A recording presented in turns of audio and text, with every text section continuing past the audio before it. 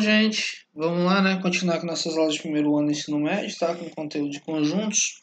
Agora a gente vai estar falando de subconjunto de partes, né? Obviamente que eu já falei com vocês o que era um subconjunto, né? Um subconjunto, se eu tenho um conjunto A aqui, né? E um conjunto que fica totalmente dentro de A, né? Que a gente diz que B está contido em A, e é equivalente a dizer que A contém B. Nesses casos, tranquilo a gente dizer que é um subconjunto, né? Mas esse subconjunto de partes, né? O que ele seria? Esse subconjunto de partes, a definição dele, né? É uma definiçãozinha, então, de certa forma, fácil de entender. Não requer tanto conhecimento de lógica para a gente escrever isso aqui. E é simplesmente a ideia que todos os conjuntos que podem ser formados de um outro conjunto, basicamente, tá? Mas eu vou colocar a definição formal, que é o seguinte, né? X, na verdade não é um xzinho, né? É um xão, tá? Ele pertence, tá o quê, né? Opa, não é desse jeito que escreve, na verdade. É a definição em si, mas o partes do conjunto A são nada mais nada menos que todos os xão, tal que xão, né? Seja subconjunto de A, ou seja, xão esteja contido em A. E aí, obviamente, algumas observações têm que ser feitas, né? Que o vazio com certeza está contido em A, e a outra observação é que o A está contido em A. Né? Porque um conjunto está contido nele mesmo e o vazio está contido em todo o conjunto. Isso aqui é uma propriedade que chama a propriedade da nulidade. Tá? Não pensa nesse vazio como zero, não. Ele é o conjunto nulo, conjunto vazio, né? Não é o conjunto nulo, tá? Mas carrega esse nome aqui, em alguns livros trazem essa ideia aqui, tá? Ou então vacância também, tem algum livro que pode estar trazendo esse nome. Mas aí não é bem o que eu quero que você entenda. Quero que você guarde essas duas informações, né? Que o vazio está em todos os conjuntos e que o conjunto está contido nele mesmo. Então, isso quer dizer que o vazio está dentro do partes de A e o A está dentro do partes de A. Obviamente que isso é mais fácil de ser entendido com um exemplo, né? Nada melhor para entender qualquer teoria, até as mais complexas, do que um exemplo. Então, se você tiver um conjunto A, né, que ele seja ABC, quem é o conjunto partes de A? Né? São todos os subconjuntos de A, ou seja, só o A, só o B, só o C, o A com o B, o A com o C, o B com o C, e por fim, o próprio conjunto, né? ABC. Quando eu falo por fim, tô deixando de colocar uma pessoa aqui não, viu? Que é o próprio vazio. Eu podia ter começado colocando ele, né? Mas coloquei ele aqui no final. Tanto faz.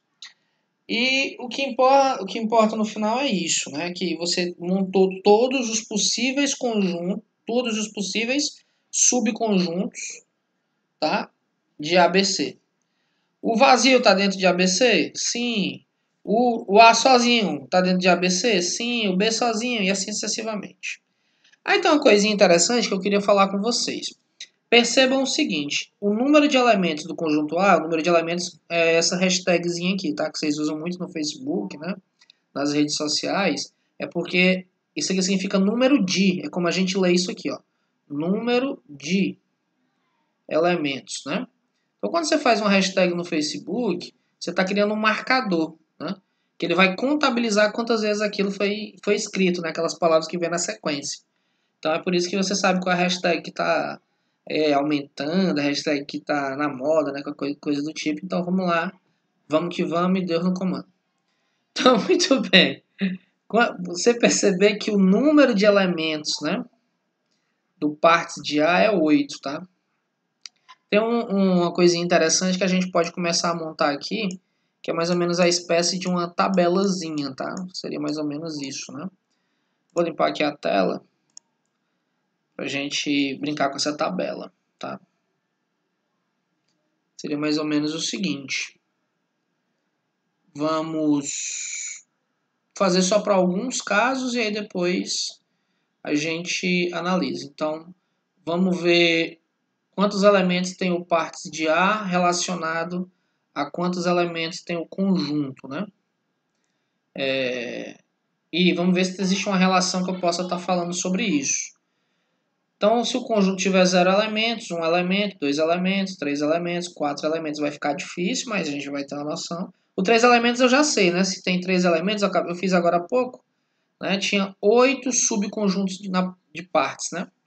Ora, se o conjunto tem 0 elementos, só está dentro dele o vazio, né? Então, ele tem um subconjunto de partes. Porque o vazio ele tem 0 elementos. Zero elementos. O vazio tem 0 elementos. Porém, acontece o seguinte. Quem é o partes do vazio, né? É o próprio vazio, porque o vazio está dentro de todo o conjunto, inclusive dele mesmo. É meio teórico, mas é interessante isso, né? Se o vazio está dentro dele mesmo, então o conjunto de partes do vazio tem um elemento, tá? Tudo bem. Se um conjunto qualquer, né, tem um elemento, quem é o parte desse conjunto, né? Vou botar aqui ao lado. Tá aqui uma setazinha de implicância. O parte desse conjunto é nada mais nada menos que o próprio elemento ou o vazio, né? Porque o vazio está em todo o conjunto, tá? Então, se ele tem um elemento, ele tem 2 subconjuntos de partes. Um conjunto que tenha 2 elementos, né? 1 e 2. Quem é o subconjunto de partes dele, né? Opa, é o conjunto B, né? Partes de B.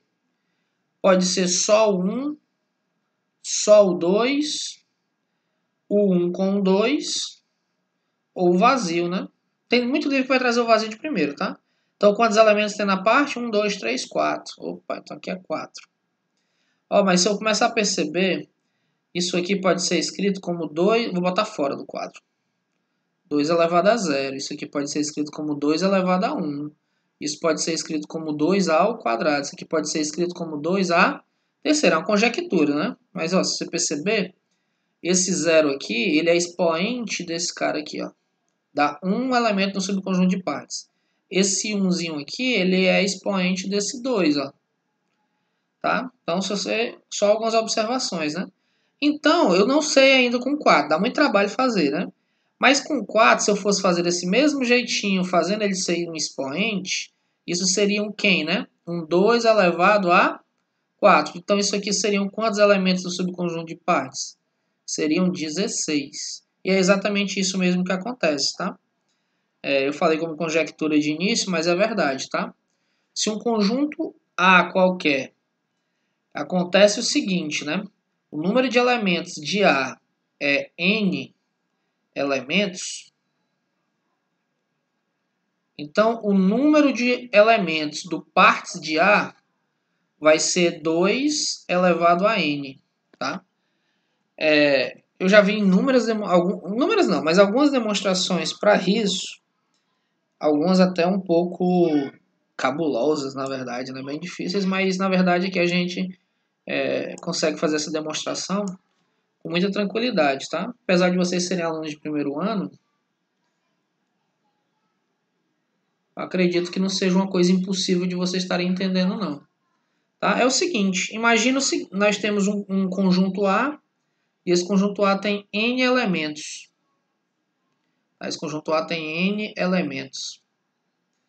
E nós vamos montar todos os subconjuntos de A. Vamos criar subconjuntos de A, né? Qualquer, né? Vamos chamar esses subconjuntos de B, tá? Então, todos os subconjuntos de A é B. Então, por exemplo, isso aqui é um B, isso aqui é também, por aí vai. Para cada um dos N elementos, né? Só tem duas opções. Só tem duas opções. Não tem mais de duas opções, não. Só tem duas. Como assim? Ou cada elemento que eu analiso do conjunto, ou ele está dentro do subconjunto B, ou ele não está. Por exemplo, quando eu olho para esse número 1 aqui, ou ele está dentro do subconjunto, ou ele não está. Aqui ele está. Aqui ele não está. Aqui ele está. Aqui ele não está. Então perceba que só tem duas opções para cada elemento N do conjunto, né? Para formar esses subconjuntos. Então, o que acontece? Quando eu olho para o primeiro elemento, ou ele está dentro de B, ou ele não está. O segundo elemento, ou está dentro de B, ou não está. O terceiro elemento, e assim sucessivamente. Ou ele vai estar dentro de B, ou não, né? Forma de eu poder dizer isso, né? Então, isso aqui se chama um princípio multiplicativo, e você está multiplicando esse 2 vezes 2 vezes 2 N vezes, porque você está fazendo isso para N elementos, né? Para saber se ele está dentro do subconjunto ou não. Então, isso dá 2 elevado a N. Simplesmente. É uma forma bem tranquila de demonstrar. Para quem não conhece, significa fim da prova. Tá? Então, o vídeo de agora é com esse intuito, né? Falar de subconjunto de partes. E a informação que tem que ficar para vocês mais importante é essa, né? Se um conjunto tem N elementos, ele tem 2 elevado a N subconjunto de partes. É a parte mais importante dessa aula. Ah, se você for brincando com... deixa eu só terminar aqui para você, né? Se você for brincar aqui, você vai 32, 64, 128, 256, 512, 1024, que é uma grandeza muito utilizada na computação, viu? Por exemplo, né, quando você tem 1024 megabytes, isso significa que você tem 1 gigabyte. Quando você tem 1024 gigabytes, você acaba tendo 1 terabyte, né? Então, as grandezas na computação, elas andam de 1024 em 1024. Por que que foi escolhido esse número 1024? Não é porque foi escolhido, né? Porque na computação, as situações também, basicamente, elas têm duas opções, né? Verdadeiro ou falso. E para quem conhece, números binários, eles simplesmente são 2 dígitos, ou 0 ou 1, né? Que seria o verdadeiro ou falso, ligado ou desligado. Então, como todas as terminologias na lógica computacional tem somente duas opções, né? Todos os números são escritos com combinações de 0 e 1. Isso faz com que você consiga fazer isso, né? Sempre com duas opções. E como a gente já tinha o costume de contagem decimal, né? Nossa cadeia de números é de 0 a 9, mas isso aqui nada mais é do que o 2 elevado a 10. Então, é uma forma da gente pensar ainda, uma forma decimal de números, né? Aumentando computacionalmente de 1024 em 1024. É uma aplicação possível, né?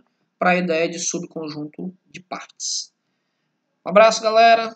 Até o próximo vídeo.